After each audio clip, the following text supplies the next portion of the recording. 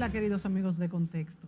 Amigos, hemos hablado en nuestros programas anteriores sobre cómo, a pesar de la fuerte crisis sanitaria y económica, en este momento se avisora un horizonte de recuperación, sea por las reacciones de la economía local o también por la internacional, que en los últimos meses principalmente hemos tenido un reflejo de la economía norteamericana, que es la que más nos influye y nos hemos visto favorecidos con esto.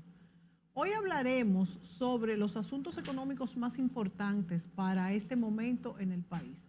Por ejemplo, la aprobación del presupuesto complementario 2021. Ya esto es usual, que en esta época del año en nuestro país se apruebe un presupuesto complementario. Este será por un monto superior a los 100,000 millones de pesos, según informó el director de presupuesto, José Rijo Presbot, y fue depositado para su aprobación en el Congreso Nacional. Bueno, sabemos que este presupuesto contempla muchos gastos inesperados por la adquisición de vacunas, los insumos de medicamentos, por la lucha del COVID-19, ¿verdad? Muchas cosas. Pero además el presupuesto contiene montos destinados para subsidios de combustible, por ejemplo, para pensiones y un aumento salarial que prometió el presidente Luis Abinader de un 30% a militares, médicos y enfermeras. Veremos que otros puntos incluye este presupuesto complementario y si son necesarios en este momento. Queremos hablar también de cómo está estructurado el presupuesto del año 2022, que generalmente, bueno, que siempre tiene dos partes, ¿verdad? Gastos e ingresos. Pero generalmente se espera de que el Poder Ejecutivo lo entregue al Congreso a mediados de octubre. Vamos a ver si se mantiene este plazo en este momento. Y en este están contempladas mayores partidas para varios ministerios importantes, como son en este momento el Ministerio de Salud, Defensa y Educación, más ahora también con la crisis en el hermano país de Haití. Bueno, pero para hablar sobre este tema, de todos estos temas económicos, contamos con la presencia del economista y profesor Antonio Ciriaco Cruz. Bienvenido, Ciriaco. Bueno, nosotros aquí muy contentos de tenerte con nosotros. Para mí es la alegría, vamos a decir, de estar contigo en Contexto y nada, siempre estamos a tu disposición, Mónica, para los temas, obviamente, que tú sabes desmenuzar. De la coyuntura económica. Mira, Ciriaco, este tema de presupuesto de complementario, si es cierto que, ¿cuántos años tenemos ya haciendo presupuesto complementario? Yo creo que siempre se hacen estos ajustes. Este año un poco más de la cuenta por el año en que vivimos. Y yo quisiera que habláramos de las partidas de este presupuesto y que así también los amigos sepan que cuando se pide algo en un país y no está contemplado en un presupuesto, es obligatorio hacer lo que es este presupuesto complementario. Y aquí está incluido aumentos, por ejemplo, como dije, tomé algunas de estas partidas importantes, como son el aumento de militares, enfermeras, claro, y demás. Claro. Y como es también el subsidio en la gasolina, porque es que todavía en la mente del dominicano no cabe la idea de que nos suban la gasolina, pero si sube el petróleo está un poco difícil. Sí es. ¿Qué se puede hacer? Entonces, en este momento, de hecho, el presidente anunció que se iba a frizar el precio de los combustibles por 30 días, pero esto incluye un subsidio. Claro. Entonces, ¿cómo funciona también con la fórmula? Porque también sabemos que hay una gran cantidad, claro, de impuestos incluidos. Claro. Vamos a comenzar. Primero, ¿qué incluye este presupuesto complementario? Este monto a que asciende es del todo potable en el sentido de que todo es necesario. ¿Qué pudiéramos incluir, qué no pudiéramos incluir? Y ya luego pues nos enfocamos en el presupuesto 2022. Mira, Mónica, yo pienso que lo primero que hay que explicar el concepto de presupuesto complementario. El presupuesto complementario cuyo título, cuyo nombre no aparece tal como nosotros los mencionamos, complementario, en la ley 423-06, que es la ley, obviamente, de presupuesto.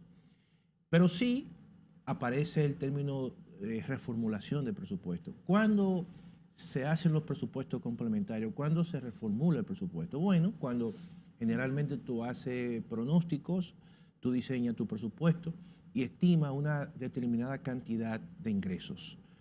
o también estima una cantidad determinada de gastos que va a realizar, apropiaciones que le va a dar a las diferentes instituciones o ministerios. Y eso trae como resultado un déficit global. Por ejemplo, el presupuesto de este año 2021, en sus inicios, se estimó que el gobierno iba a recibir 746.000 millones de pesos. Y gasto obviamente por encima de los 800.000. Eso daba como resultado un déficit de alrededor de 145.000 millones. Estamos hablando del 3.1% del Producto Interno Bruto. Sin embargo, la dinámica de la economía, producto del tema de la pandemia, ha hecho que el gobierno tenga que gastar un dinero que no estaba pronosticado. O sea, son situaciones que ocurren que tú no las puedes prever.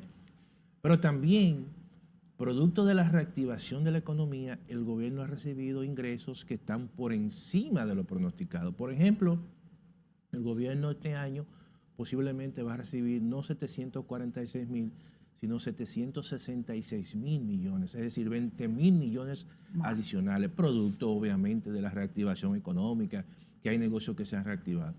Pero los gastos se han incrementado.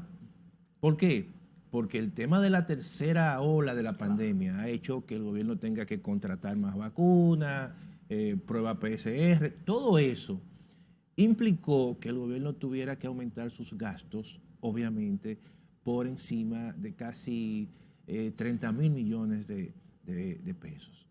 Por lo tanto, ya eso conlleva una reestimación del presupuesto y el déficit, en vez de ser 145.000, va a ser alrededor de 210.000 millones de pesos. Estamos hablando del 4.1% del Producto Interno Bruto. Y eso necesariamente tenía que conllevar a un presupuesto complementario, tenía que incorporar esos nuevos ingresos e incorporar esos nuevos gastos. Entonces, evidentemente que hay partidas que van a priorizar a determinados tipos de ministerios, como es el caso, por ejemplo, del caso de salud. El gobierno va a incrementar alrededor de 85.000 millones adicionales, es decir, un déficit de 145.000 pasa a 210.000. De ese monto... ¿En salud? No, globalmente. Con todo, sí. De ese monto, prácticamente la mitad se va al Ministerio de Salud. ¡Wow! De ese monto le apropia para el resto del año 40.000 millones al Ministerio de Salud Pública. ¿Por qué? Bueno, porque es el ministerio que más gastos en esta pandemia ha demandado. Son extraordinarios. Pero también se han dado situaciones en los mercados internacionales que han impactado, obviamente, los niveles de precios en la estructura de las empresas y como consecuencia eso ha traído que los precios de los bienes y servicios, muchos de ellos que componen la canasta básica familiar, se incrementen de precio. Por ejemplo, todos sabemos el precio de los combustibles. Se han disparado ese precio de los combustibles producto de que se ha incrementado el precio del petróleo y también el precio del gas. Y todo eso, el gobierno, para contener el efecto que eso tiene en la economía dominicana y que eso obviamente no traiga como consecuencia un precio mayor de los combustibles, el gobierno decidió subsidiar y dedicó alrededor de casi 6.000 millones de pesos. ¿Por qué? Porque con eso el gobierno dice, como es transitorio, yo sencillamente voy a esperar que los precios se estabilicen, se pongan o disminuyan. ¿Esos 6.000 millones fueron en subsidios solamente para combustibles? Para combustible, incluyendo incluso el gas licuado. Sí, claro, entonces, todo. ¿Por qué? Porque el gobierno lo que sencillamente dice, bueno, quien importa es la refinería dominicana de petróleo, más algunos importadores que son privados, y cuando importan caro, que le va a vender al gobierno, el gobierno le dice, espérate, no me lo incremente, yo te voy a dar un subsidio para que eso no se le transmita. Eso es pensando en que cuando baje, no bajarlo del todo para poder compensar. Claro, que entonces, es lo lógico. Lo ¿no? lógico. Porque lo lógico no es que sigamos endeudándonos. No, y pensando que el gobierno va a mejorar las recaudaciones y cuando eso baje, puede tener algunos ahorros y esos ahorros se lo transfiere directamente como un pago ¿no? De esa Pero deuda fíjate, que se va Siriaco, acumulando. que quiero aprovechar esto que tú estás explicando muy clarito, como tú sueles hacerlo, en decir que cuando baje muchísimo la gasolina no va a bajar tanto, Claro. porque de algún sitio habrá que sacar Claro. este subsidio que se le está poniendo ahora. Claro, porque ¿qué hace el gobierno, Mónica?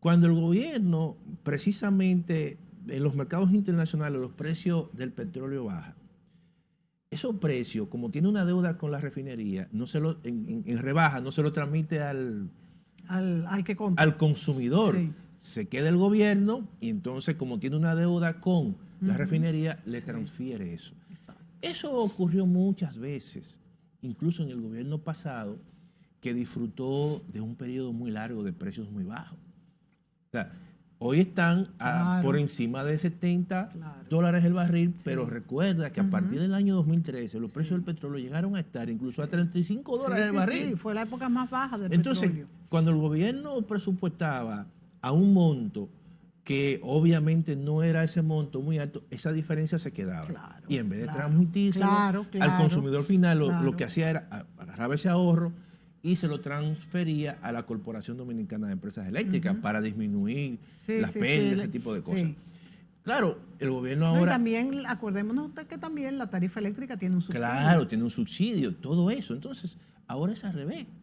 Ahora ese ahorro no es un ahorro, es una deuda. Exactamente. Que se acumula, entonces el gobierno está apostando a que baje nuevo después que pase la crisis. Claro, entonces eso... Se supone que Arabia Saudita se supone que los países en 3 meses más... Se supone que los países van a aumentar la oferta, sí, ¿verdad? En el mercado. Aumentan la oferta y va a bajar un poco y va a bajar el precio. entonces los precios. Todavía se mantiene que dentro de como sí, de un se mantiene mes, porque hay un proceso también por parte de la demanda, que hay países que de forma muy asimétrica se están reactivando, entonces eso presiona hacia el alza. Pero los países de la OPEP finalmente van a aumentar. No, los países de la OPEP se van a reunir y posiblemente lleguen a un la acuerdo para aumentar la producción. Y eso es una señal que envían a los mercados para que los precios entonces tiendan un poco hacia la baja. Exacto. Ahora, hay otros elementos también. En el presupuesto complementario se habla creo que se incorporó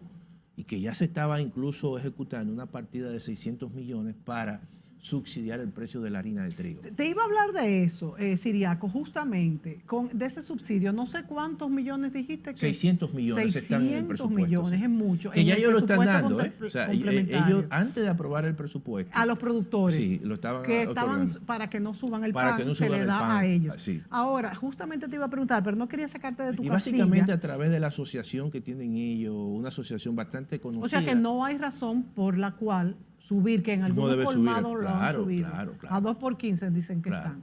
Eso y más pequeñito. Y más pequeñito. Te iba a preguntar justamente eso, pero no te quiero sacar porque vas explicando muy bien todo lo del presupuesto complementario. Si estás de acuerdo con este subsidio a la harina, porque hay otros economistas que dicen que no debe ser porque distorsiona, pero es algo momentáneo. Yo creo que de no haberlo hecho hubiera causado un revuelo social. Es algo transitorio. Yo creo que generalmente aquí hay experiencia pasada de cuando ocurren estos incrementos en los mercados internacionales, se subsidia o al productor o a grupos focalizados. Por ejemplo, hay sectores que te dicen, mira, los subsidios generalmente tú se lo estás dando al productor y eso puede no llegar incluso al consumidor final. Entonces tú lo que haces es, deja las cosas como son, no le das subsidio a nivel, por ejemplo, de aduana, entonces ese dinero tú lo agarras, porque el gobierno va a seguir recaudando más, y lo agarra y se lo transfiere directamente a grupos muy focalizados, a familias muy focalizadas. Esos son incluso estrategias y son incluso posiciones, iniciativas que se plantearon en la mesa que convocó el presidente de la República. Ahora, yo lo que creo es, Mónica, y eso lo he planteado, aquí lo que el gobierno tiene que hacer es decretar de forma transitoria una especie de amnistía arancelaria solo en aquellas materias primas que tienen incidencia en productos básicos. El caso de la harina, o el caso, por ejemplo, de la soya, o el caso del maíz, o el caso de las grasas comestibles. Y establecer un compromiso con esos productores de que con la canasta familiar. Claro, yo no te voy a cobrar el arancel de manera transitoria y eso tú evita que tú incrementes los precios e incluso hasta que les rebajes los precios. Sí. Porque estamos hablando de un arancel que es de un 20%. Sí. Por lo tanto, los incrementos de precios no son Habría 20. que tener muy en cuenta eso, Claro. cómo vamos a monitorearlo. No, porque yo creo que tú lo agarras en aduanas y tú ahí lo identificas bien y le das seguimiento en ese sentido. Sí, pero a que bajen los precios ¿Entiendes? si es necesario. Claro, pero yo creo que eso en cierta manera es un también mecanismo que el gobierno puede hacer. O focalizar a las familias muy identificadas, o si no también, o a los productores focalizarlo a nivel de frontera y tú le das ese subsidio. Esas son opciones que yo creo que el gobierno va quizá a tomar, pero no es tan fácil.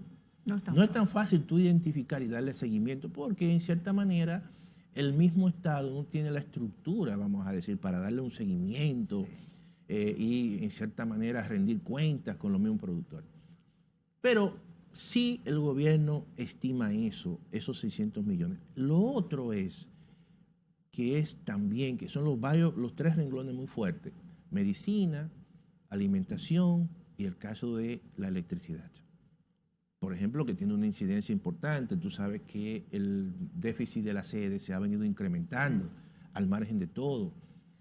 Y estos incrementos en los precios internacionales del petróleo también han impactado estas empresas públicas y hay destinado alrededor de 8.400 millones de pesos. ¿Cuántos para 8.400 millones de pesos para precisamente transferírselo a las empresas de electricidad y entonces amortiguar un tanto ese déficit que se ha venido incrementando.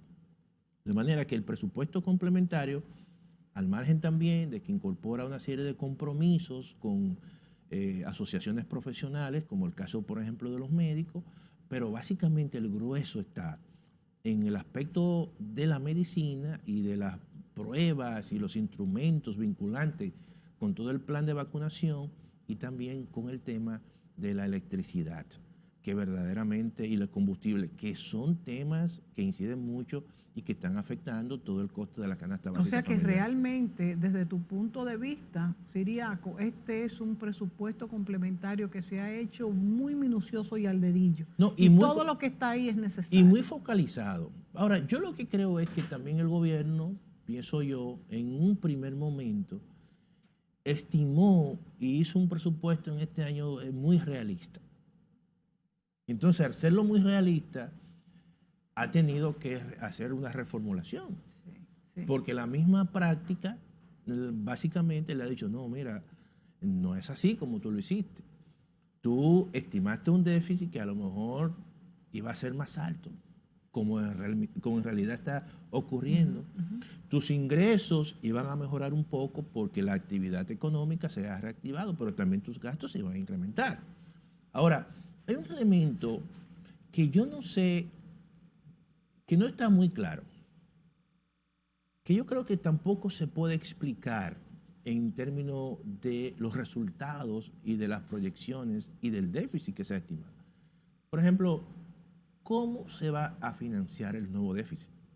No, y yo te iba a preguntar además que dentro de lo que ya hay presupuestado, ¿cuál es el monto que está contemplado con préstamos? No, entonces, antes de venir a esta segunda pregunta que tú mismo te hiciste. No, la necesidad de financiamiento básicamente ronda los 4.000 millones de dólares.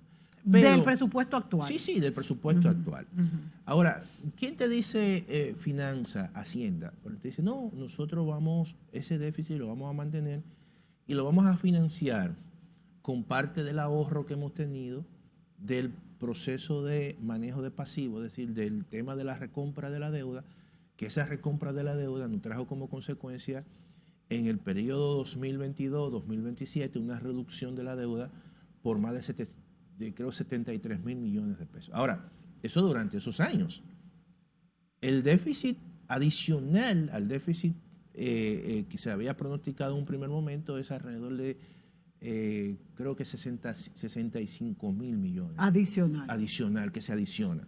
Entonces uno dice, yo me pregunto, bueno, ojalá que mantengan esa previsión, pero no creo que el ahorro sea tan grande en un año, porque estamos hablando de 73.000 millones, pero eso es un periodo del 22 al 27.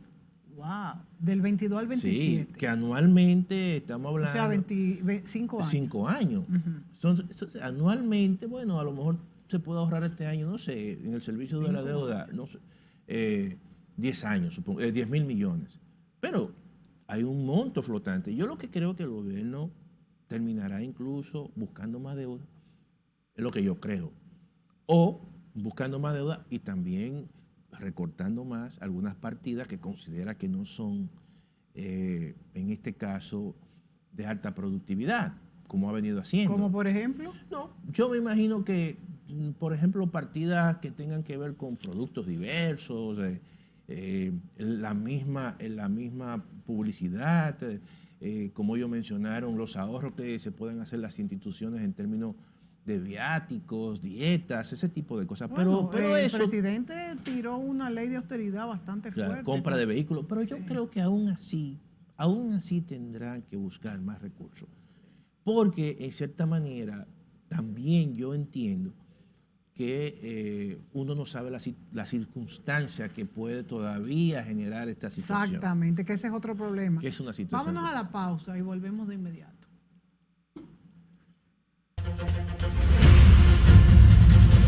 Dame.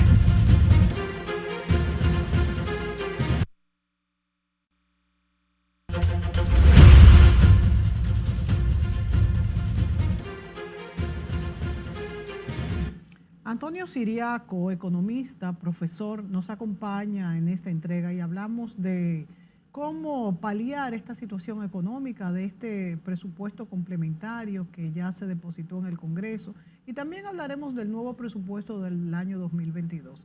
Siriaco, tú como buen profesor, explícanos un poco más cuáles son estos mecanismos que disponen los países como el nuestro de renegociar la deuda. Se hizo en una ocasión, es cuestión de vender esta deuda por menos, una deuda que se ve de difícil pago. ¿Qué podemos hacer en este momento al respecto? Mira, yo pienso que el tema de la deuda, que es un tema, desde mi punto de vista, la solución tiene que ser global por la situación que está viviendo el mundo. Y además que los países desarrollados son los países más endeudados.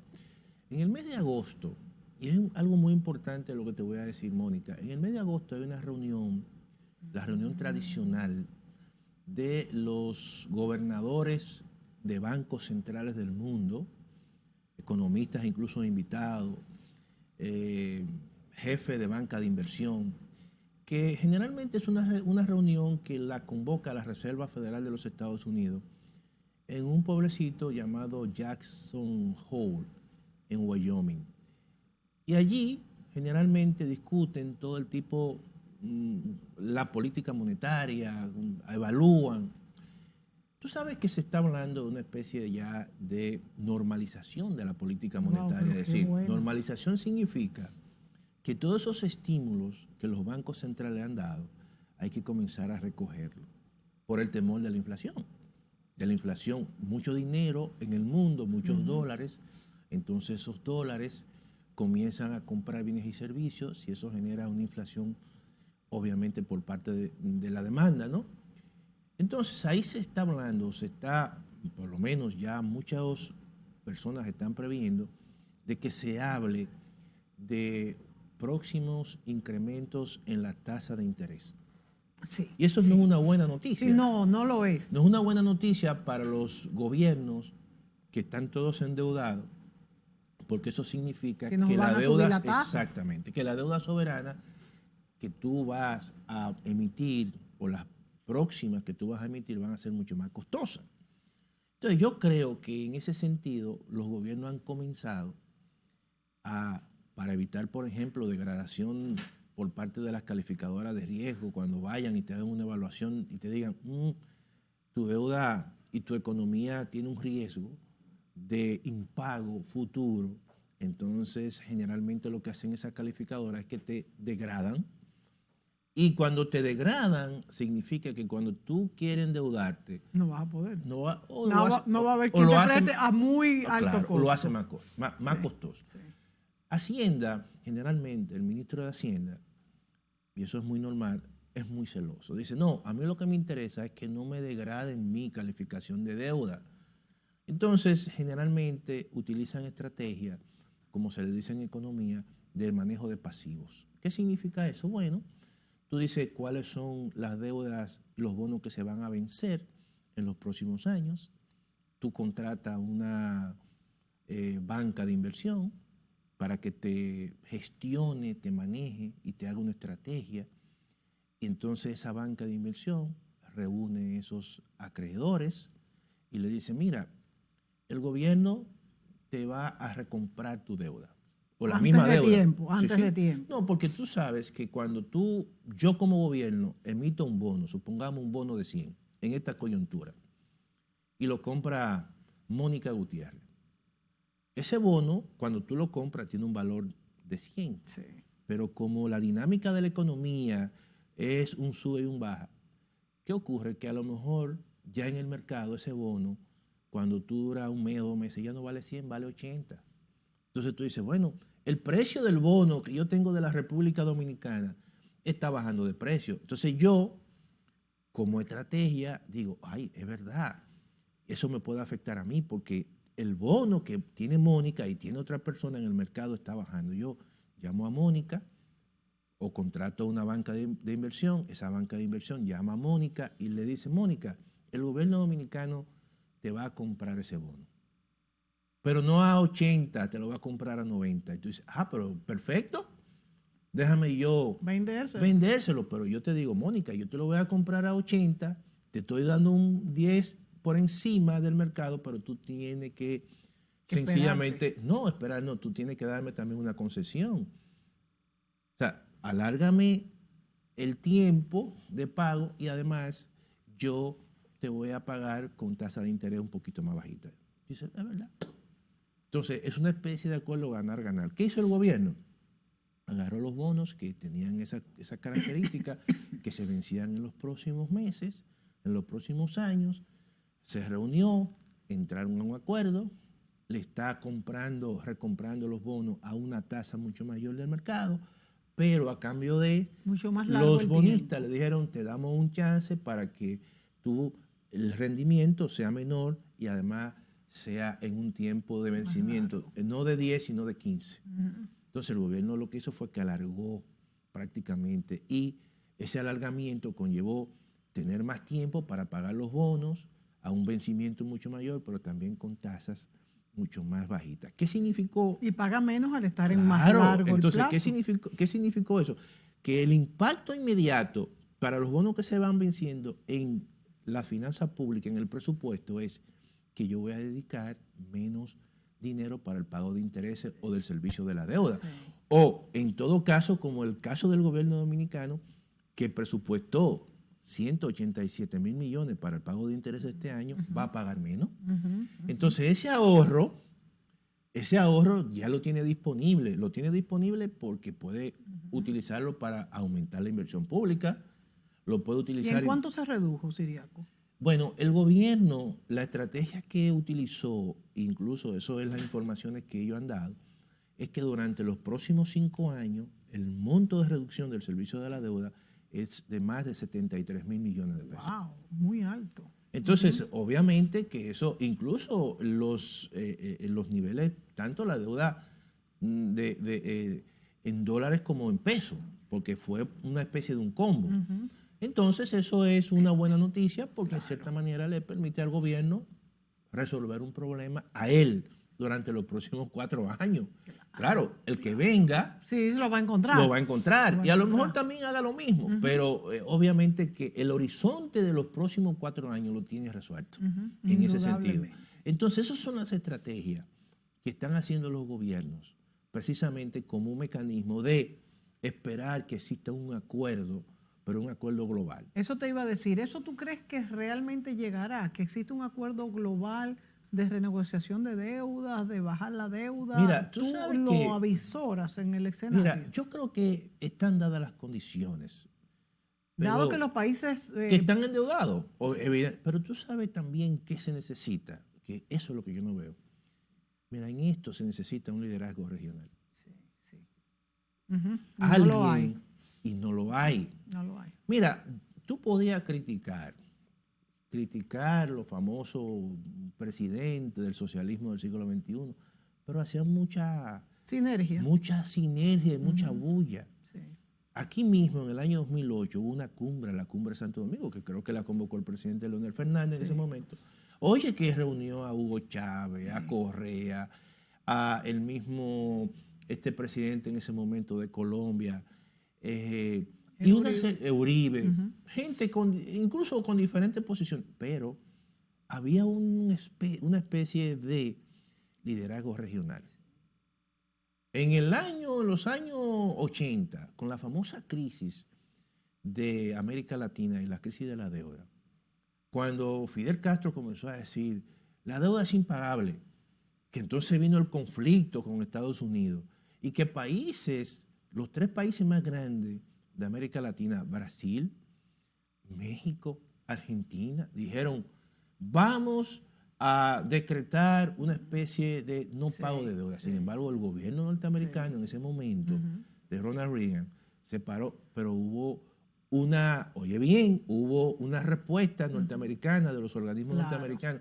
En ese momento se crearon los bonos Brady. ¿Qué significó eso? Que había que cambiar deuda por inversión. Sí, que fue de gran ayuda. Entonces, esa situación le generó una especie de salida a muchos países que muchos organismos internacionales, por ejemplo, que la República Dominicana, que tenía deuda, por ejemplo, con el gobierno norteamericano, o que tenía deuda con otro gobierno, con el gobierno de Francia, porque en ese momento la deuda bilateral era muy importante. ¿Qué hicieron esos gobiernos? Mira, no me pague los intereses. Ahora, esos intereses tú lo inviertes en un proyecto de inversión. Claro, ahora eso se puede hacer, pero es mucho más difícil. Bueno, la verdad que sería porque una la gran deuda, salida, oye bien, porque la deuda hoy en día de casi la gran mayoría de los países latinoamericanos no es con los gobiernos, no son deuda bilateral, son deuda con acreedores privados, con bonos. Claro. Ahora, nosotros podemos, ojalá que a alguien se le ocurra, algún líder de la región, el mismo presidente de la República, a través de esos organismos, el CARICOM, los mismos países del DERECAFTA, que alguien asuma un liderazgo aquí. ¿Pero y qué podría hacerse si son bonistas? Y solicitar, por ejemplo, que si la República Dominicana o si los países centroamericanos tienen deuda con el FMI o deuda con el Banco Interamericano o deuda, por ejemplo, se con cambien los intereses que van a esos organismos multilaterales que nos permitan invertirlo. Eso sí. Incluso tú puedes hasta utilizar como un mecanismo, vamos a decir, un mecanismo de darle confianza a esos organismos internacionales, en el caso de la República Dominicana. Es decir, mira, nosotros ya tenemos una ley de alianza público-privada.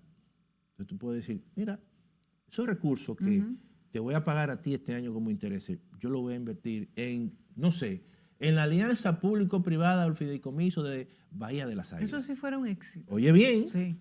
O sea, ese es el mejor negocio porque tú estás poniendo como garantía un espacio ahí que te va a generar divisas en el futuro. Fantástico. O que tú le digas, por ejemplo, no, vamos a invertirlo en un fideicomiso en el puerto de Manzanillo, que es muy atractivo para mucha gente. Sí. Entonces, esos son de las ideas creativas que en estos momentos, pienso yo, tienen que surgir. El presidente es un empresario, claro. Es un empresario que puede ser que haya tenido ese tipo de cosas en cuenta. No, y además que puede asumir un liderazgo. Pero, Mónica, la deuda pública, la deuda soberana de los gobiernos, evidentemente que la solución definitiva tiene que ser global. Y yo creo que en esa reunión... Por lo menos regional. Sí. Y yo creo que en esa reunión que va a haber de los bancos centrales del mundo, algo se va a tratar porque la deuda grande la tienen los países desarrollados. Esa es hasta cierto punto, vamos a decir, la ventaja para nosotros que somos chiquitos, claro, que las grandes deudas lo tienen los países poderosos y ellos también tienen que buscarle una solución. Claro. Aunque, por ejemplo, en el caso de los Estados Unidos, como ellos hacen su propia moneda y es tan demandada, no es que ellos necesitan esa solución de inmediato, pero también se podría revertir. No, pero que también es un problema, porque en el caso de Estados Unidos, ellos, no creas tú que la situación también no le puede generar una situación inflacionaria. La inflación en Estados Unidos, es verdad. la última de mayo, la anualizada, es un 5%. Entonces, y por eso es que quieren subir los intereses. Claro, y por eso que tienen esa preocupación. Y además nosotros, Siriaco, también no hemos hablado de que nosotros que suban los intereses en los Estados Unidos puede significar una fuente de escape de capitales. Y además otra cosa. Que también es peligrosa. Además otra cosa, Mónica, todo eso genera un desajuste en los mercados internacionales. Por ejemplo, que ya están muy acoplados a este tipo de interés, tantos años. Claro, nosotros tenemos ahora mismo un problema de que la inflación es una inflación importada, es una inflación de commodity, pero hay un elemento importante. Los Estados Unidos y todos los países desarrollados por Estados Unidos, porque el dólar es la moneda de reserva prácticamente del mundo entero, han invadido el mundo de dólares. Todas las materias primas se cotizan en dólares. Si tú vendes petróleo y cada vez más el dólar que tú recibes es un dólar devaluado, depreciado, ¿qué tú vas a hacer con el precio del petróleo? Que lo suba. Claro. Porque eso te mantiene a ti tu poder de compra como productora. Entonces, eso trae como consecuencia que el resto de los productos que se cotizan en las bolsas, en los mercados internacionales, como se cotizan en dólar y el dólar se deprecia, eso hace que los precios tiendan a subir y afectan a los mismos norteamericanos. Claro. Por lo tanto, ellos tienen que buscarle una solución, porque no crea que porque sean países que tuviesen, por ejemplo, o que tienen el poder de una moneda de reserva, tampoco los desajustes que ellos hacen le toca a ellos. Entonces, tienen que proteger a sus ciudadanos. Tienen que proteger a sus ciudadanos, porque en Estados Unidos el tema de la inflación también es un tema importante. No, y es definitivo para Biden, por ejemplo. Eso haría que él nada más tuviera, que los demócratas tuvieran 4 años. Así mismo. Eso entonces, el hecho de que tengan un plan de vacunación, que el problema se esté estabilizando. No es suficiente. No es suficiente porque cuando la gente siente que su dinero no le alcanza, entonces ahí viene el problema. Eso tiene un problema de carácter político. Por eso es que la solución tiene que ser una solución de carácter global. Pero fíjate cómo a nuestro país tanto nos afecta si suben la tasa de interés, porque se nos pueden ir inversiones del país, como si no la suben también, porque también es un engranaje de inflación. O sea que la economía es una materia muy fina y hay que saber cómo es que se va La economía es una combinación no solamente de instrumentos y de técnicas, también es arte. Y cuestiones sociales. El arte te permite a ti saber el momento en el cual y el lugar donde tú pones las cosas. Exactamente. Por eso la mano política hay que verla tiene que tener un pulso muy fino. Claro. Entonces, cuando tú observas una sociedad y tú dices, bueno, la sociedad no es solamente economía, es política, es antropología, es costumbre. Mira, cualquier modelo económico, Mónica, que no tome en consideración esos aspectos, fracasa. Por eso cuando me decían, bueno, está muy mal hecho de que se subvencione la harina porque eso está distorsionando el mercado, pero si no lo hace, explota. Tú sabes cuáles son las consecuencias. Entonces no es tan sencillo como que 2 y 2 son 4. Porque mira, la persona de abajo, hay que ver su idiosincrasia, cómo piensa. Que no se pueda comer un pan en 5 pesos. Claro, nosotros estamos hablando de cosas muy técnicas, pero al final, cuando tú le dices que la economía creció, a ellos no les importa.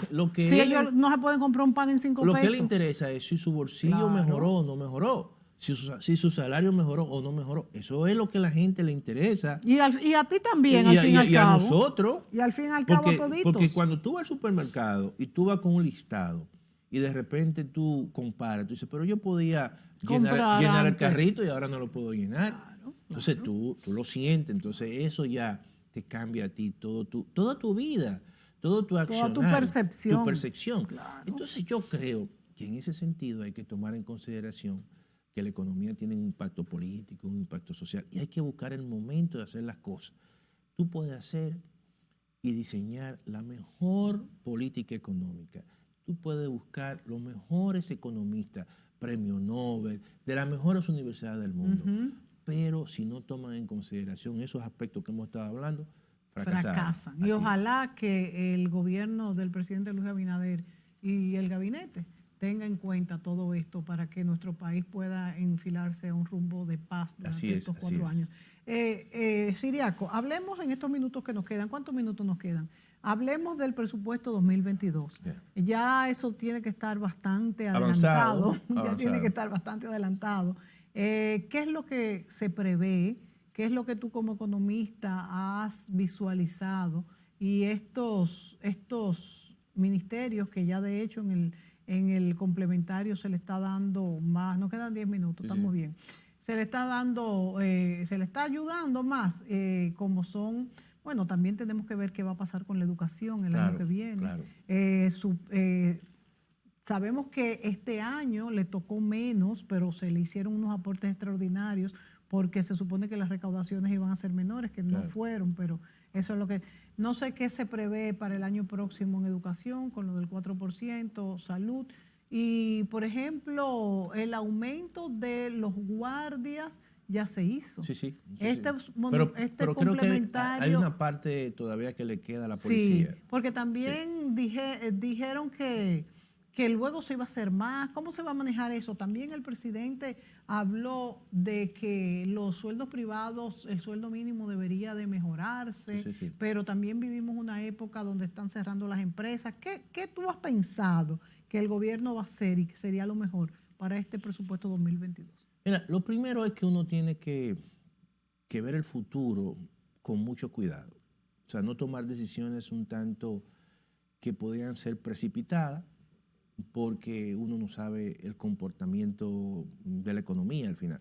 Ahora, yo lo que creo es lo siguiente. Yo pienso que el gobierno en el presupuesto del año 2022 tiene que mejorar sustancialmente la inversión pública. Que ha sido nula en este año. Eso es un dato. ¿Por qué? Porque cuando tú analizas, Mónica, los últimos datos de empleo, por ejemplo, que presentó el Banco Central, lo presentó, pero el gobernador no lo mencionó. Perfecto. Pero, ¿qué te está diciendo eso? Que todavía, a pesar de la recuperación que hay, pero hay todavía... No, los empleos no se han recuperado en su mayoría. Hay todavía 200.000 personas. Oye, en el trimestre del año 2020, en el primer trimestre, habían 194.000 desocupados. En el primer trimestre de este año, ahí todavía hay 400.000 desocupados. Eso significa que hay más de 200.000 personas que todavía en el mercado de trabajo no han Ahora, Siriaco, y me salgo un poco de lo que es el presupuesto, pero, por ejemplo, yo no estoy de acuerdo con flexibilizar más el toque de queda de lo que está. Sin embargo, todo lo que es restaurantes, bares y todo ese tipo de negocios no pueden volver a colocar sus empleados hasta que no. Claro. Pero, sin embargo, el Colegio Médico tampoco está de acuerdo con que se amplíe las horas de consumo, por ejemplo, en restaurantes y eso. O sea, es una situación muy difícil. No, es difícil. Por eso yo digo que todo va a depender de la situación futura y hay que verlo con mucho cuidado.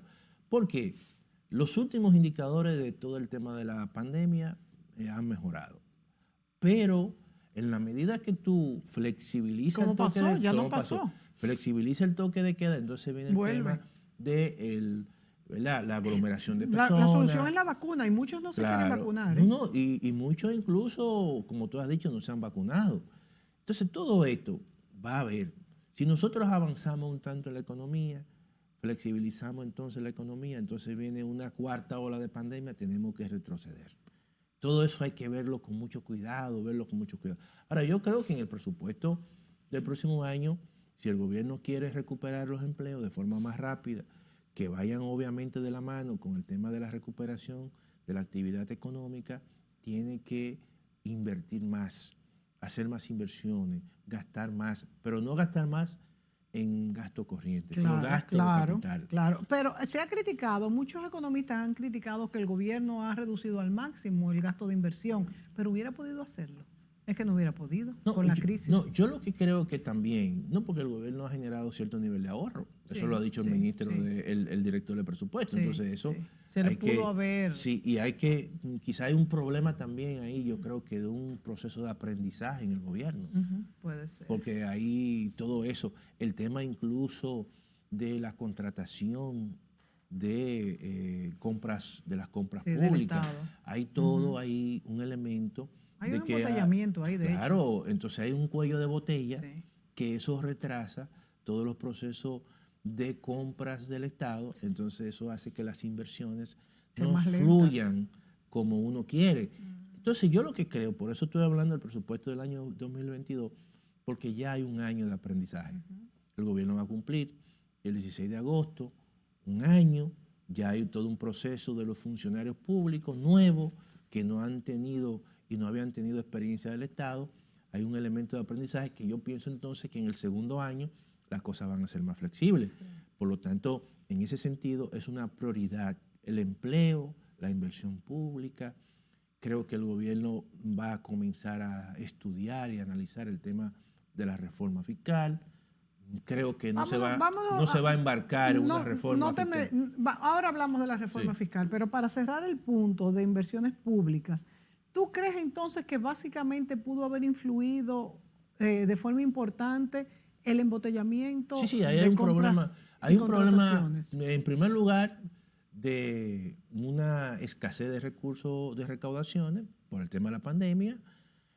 Hubo que dedicar una parte importante de los recursos disponibles para la vacunación, el tema de las pruebas, pero obviamente que ya eso ha venido cediendo y yo creo que hay que pensar ya más en la inversión pública. Sí. Porque al final la inversión pública, Mónica, es lo que te permite... Lo que dinamiza. Dinamiza la economía, dinamiza el sector privado, aumenta capacidad productiva y genera todo un efecto virtuoso y además que crea empleo. Claro. Entonces, si tú eso no lo reactivas, obviamente que tú vas a tener todavía un proceso de recuperación de empleo que va a ser un tanto lenta, porque el gobierno se planteó prepandemia, nadie sabía que venía la pandemia, de crear 150,000 empleos al año. Ya eso se fue a un lado. No es fácil, porque entonces evidentemente tú tienes el gran reto, no solamente de recuperar los empleos perdidos, sino también de los empleos nuevos que se inician. Y la tasa de desempleo, que era de un 6% en el 2020, en el primer trimestre, ahora es de un 8.4%. Y lo que ha ocurrido en el mercado laboral es que se ha informalizado. La informalidad total. Y si no se simplifica 57, claro. Lo fiscal, se va a seguir informalizando. Eso es una situación. 4 minutos nos quedan, Ciriaco. Caramba, se me fue lo que te iba a preguntar, que era importante. Pero vámonos entonces a... sí, ya me acordé. ¿Tú crees entonces que van a contemplar el gobierno para poner un gasto de inversión mucho mayor el año que viene, por un lado? Y segundo, ¿cómo enfocará lo de la reforma fiscal? Mira, lo del gasto de capital tiene que ser así.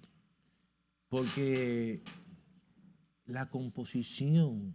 Mira, por ejemplo, en los tiempos del doctor Balaguer, era una cosa extrema. Por ejemplo, Balaguer, el 50% era gasto de capital y el 50% era gasto corriente. Y llegó un momento incluso que era 45 o 50. Pero evidentemente que eso no, ya era imposible. Cuando viene Leonel, cambia la composición por muchas razones y entonces el 85% del presupuesto era gasto corriente y el 15% era gasto de capital. Eso ocurrió hasta que llegó el presidente Luis Abinader, el tema de la pandemia, y la composición era 95%, que todavía prevalece, gasto corriente y el 5% gasto de capital. Demasiado. Eso no puede ser. Por lo menos hay que subir para el próximo año, llevarlo a 15, por lo menos. Como lo encontró. Sí, por lo menos. Entonces, porque eso no puede ser. Entonces, eso es un elemento. Lo otro es el tema de la reforma fiscal. Yo creo que la reforma fiscal, yo siempre he sido partidario de que hay que esperar que se consolide la recuperación.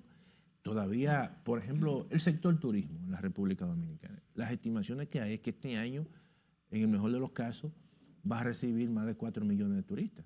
Pero en tiempos normales recibíamos casi 7 millones de turistas. Es que... Entonces, el impacto en términos de generación de divisas es muy fuerte. Entonces, y es un sector tan importante porque el sector turismo, a nivel de los encadenamientos, te cubre casi oye, tiene un impacto de un 20%. El abanico completo casi. Un 20% de la economía. Comida, Claro, empleo, de todo. todo. Entonces, directamente 8.5, pero cuando tú ves los encadenamientos, te llega un 20. El sector agropecuario depende mucho, el sector manufactura local depende mucho. Entonces, yo creo que eso es un elemento importante de recuperación y en la medida que no consolidemos eso, yo creo que no podemos hablar de una reforma fiscal tal y como lo requiere la economía dominicana. Totalmente de acuerdo. Eso es. Antonio Siriaco, muchísimas gracias por todas estas explicaciones sumamente interesantes, conocer al dedillo cómo está funcionando nuestra economía, este presupuesto complementario que será aprobado muy pronto y el nuevo presupuesto del año 2022. A ustedes, amigos, gracias por sintonizarnos. Hasta la próxima.